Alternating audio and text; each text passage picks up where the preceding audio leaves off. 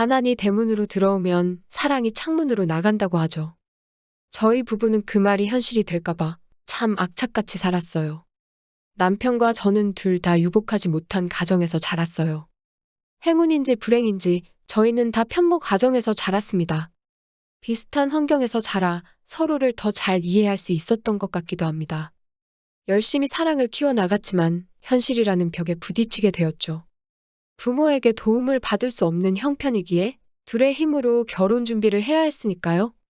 결혼은 좀 더 여유가 생기면 그때 하자 하고 미뤄왔었는데 뜻하지 않게 임신이 됐어요. 처음엔 저희도 너무 혼란스러웠지만 이게 다 하늘의 뜻이다 생각하고 받아들이기로 했습니다. 형편이 좋지 않았기에 결혼 준비는 최대한 약소하게 진행했어요. 여러 불필요한 지출은 모두 빼고 신혼여행도 포기를 했죠. 집도 방 2개짜리 낡은 아파트에 전세를 얻었습니다. 그렇게 결혼 생활을 시작하고 아이가 태어날 때까지 최대한 돈을 많이 모으는 것이 목표였어요. 아이가 있으면 제 밥벌이에도 차질이 생길 테니까요. 하지만 그 목표가 너무 높았던 것인지 저는 유산을 했습니다.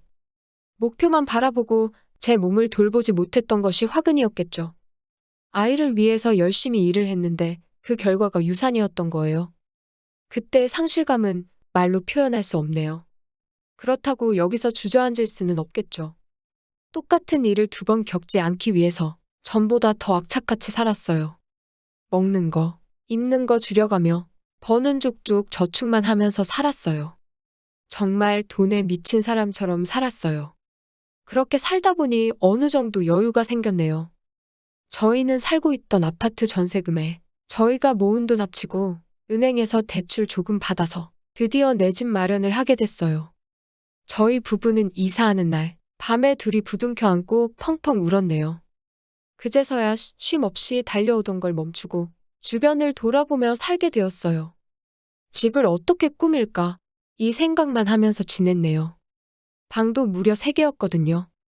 아직은 저희 둘밖에 없지만 아이가 생기면 이 집도 좁게 느껴지겠죠. 옷방으로 꾸며볼까? 서재로 꾸며볼까? 아이방을 미리 만들어볼까? 생각만 해도 행복한 그런 시간을 보내고 있었어요. 저희가 이사를 하고 친정엄마와 시어머니를 초대했거든요. 친정엄마는 저희더러 너무 대견하다며 도와주지 못해서 미안하다고 눈물 훔치고 가셨어요. 그리고 그 뒤에 시어머니도 오시게 되었죠. 미리 말씀드리면 저와 남편은 시어머니와 사이가 좋지 않습니다.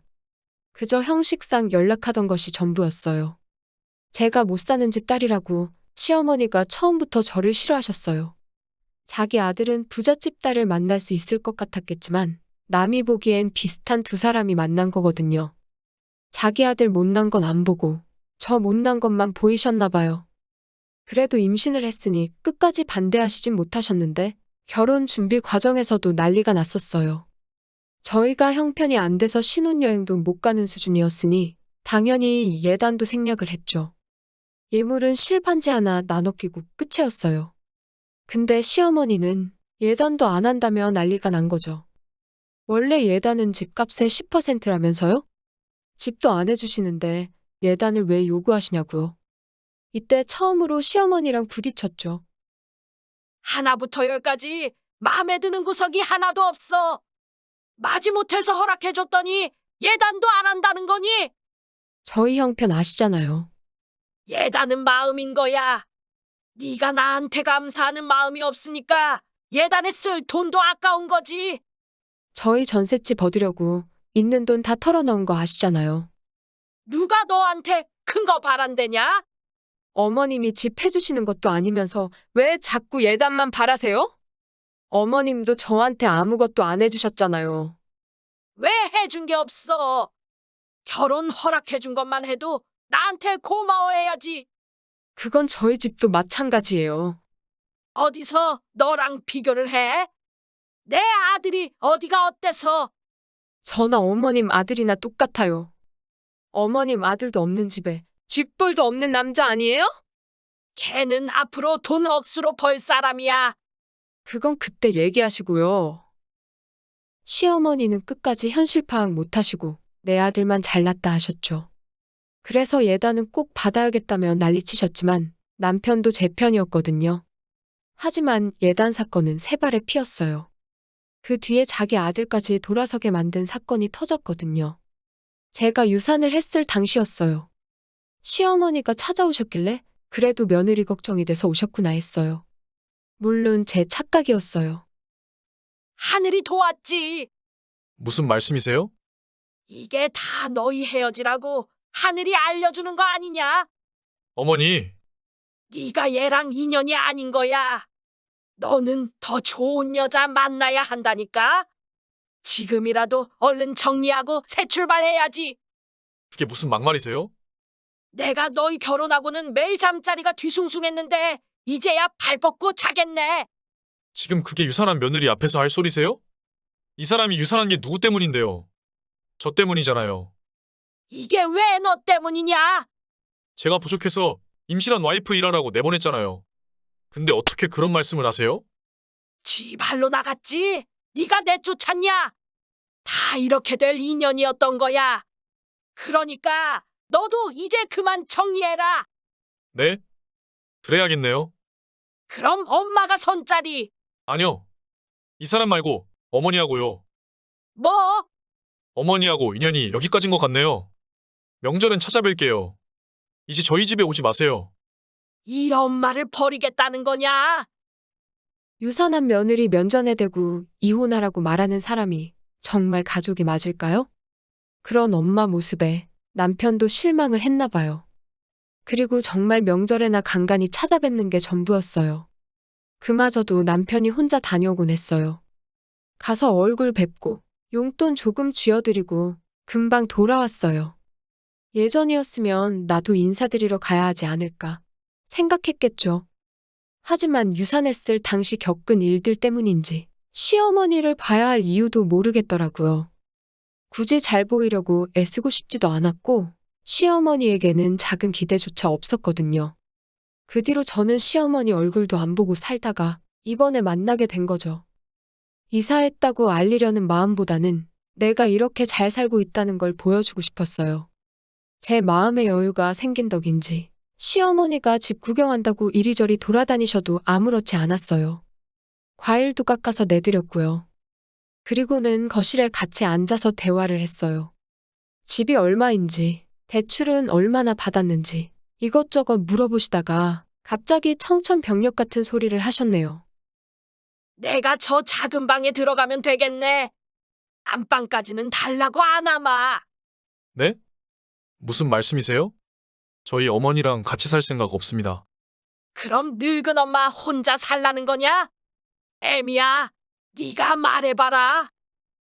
시어머니는 제 입에서 무슨 말이 나올 줄 알고 저에게 화살을 돌리시는 걸까요? 그동안 저랑 헤어지라고 할 말 못할 말 안 가리고 내뱉으신 거 다 알거든요. 저한테 무슨 기대를 하시는 걸까요? 제가 시어머니 무서워서 같이 살자고 할 줄 아셨나 봅니다. 저도 이 사람이랑 같은 생각이에요. 어머님하고 같이 살 생각 없습니다. 아이고, 내가 자식을 잘못 키웠네. 어머님 저 싫으시다면서요. 저 유산했을 때 남편더러 새 출발하라고 하셨잖아요. 그때부터 어머님이랑 저는 남남이었어요. 어머님도 저 가족이라고 생각 안 하셔서 그런 말씀 하신 거잖아요. 저 힘들 때 따뜻한 말 한마디도 안 하셨잖아요. 근데 제가 피땀 흘려가며 이런 집에 들어오시겠다고요? 시어머니는 제 말을 들으시고는 남편한테 온갖 불쌍한 척을 하셨어요. 저도 솔직히 남편이 여기서 시어머니 편을 들까봐 조금 걱정했거든요. 그래도 남편한텐 엄마니까요. 근데 저희 남편 표정 하나 안 변하더라고요. 어머니가 자초한 거잖아요. 처음부터 못마땅해 했고 지금도 그러시잖아요. 근데 왜 대접을 받으려고 하세요? 시애미가 그 정도 말도 못하냐? 어느 집 시어머니가 유산한 며느리 앞에서 헤어지라는 소리를 해요? 다 너 위해서 그런 거 아니냐? 그러니까 계속 저만 가족이라고 생각하며 사세요. 와이프한테 대접받을 생각 마시고요. 시어머니가 한바탕 휩쓸고 가신 뒤 마치 폭풍이 휩쓸고 간 것 마냥 진이 빠져버렸죠. 그렇게 저 싫어하시면서 왜 같이 살려고 하셨는지요. 저희가 집 한 채도 없이 살 때는 관심도 없으시다가 이제야 자리 잡고 제대로 살아보려 하니 관심이 생기셨나 봐요. 힘들 땐 남이고 여유가 있으면 가족이고 그런 건가요? 근데 어쩌죠? 저는 시어머니께 10원 한 장도 드릴 생각이 없거든요. 그 뒤로 저는 전처럼 시어머니와 어떠한 교류도 없이 지내고 있습니다. 남편하고 연락하시는지는 잘 모르겠어요. 남편이 제게는 시어머니 얘기를 일절 안 하거든요. 그래서 저도 이제 더 이상 어머님 때문에 스트레스 받지 않으려고 노력하고 있어요. 다행히 요즘 재미있는 것들이 너무 많아서 시어머니 생각이 잘 나지 않아요. 마음의 평화를 찾은 거겠죠. 그리고 다시 찾아와 줄 아이를 기대하며 방 하나는 아기방을 꾸미려고 계획 중이에요. 그 생각만으로도 살아갈 힘을 얻네요. 누군가는 저더러 불효자다 욕하시겠죠. 하지만 저도 사람인지라 제가 힘들 때 저 버리라고 등 떠밀던 분께는 어떠한 동정도 생기지 않네요. 앞으로는 제 인생만을 위해서 생각하려고 해요. 이제 저도 꽃길 걸을 수 있겠죠?